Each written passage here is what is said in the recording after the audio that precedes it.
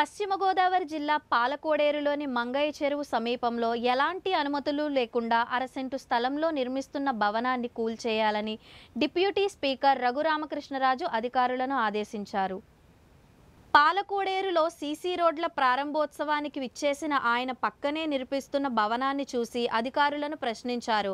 గ్రామ కార్యదర్శి గోపి సమాధానమిస్తూ ఈ భవనానికి ఎలాంటి అనుమతులు ఇవ్వలేదని, అయినా గ్రామానికి చెందిన రిటైర్డ్ ఉద్యోగిని చంద్రావతి నిబంధనలకు విరుద్ధంగా నిర్మించేశారని తెలిపారు.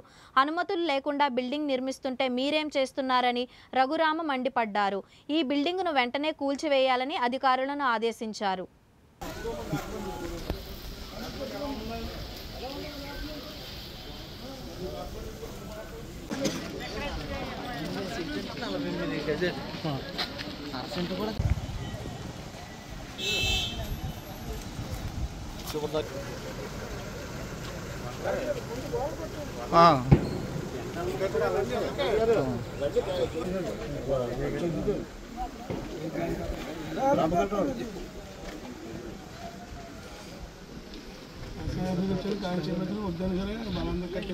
మీరు స్టార్టింగ్ లోనే పునాదులోనే చెప్పాలి కదా. మీరు పునాదులోనే ఎమ్మెల్యే గారి దృష్టి తీసుకెళ్ళాలి.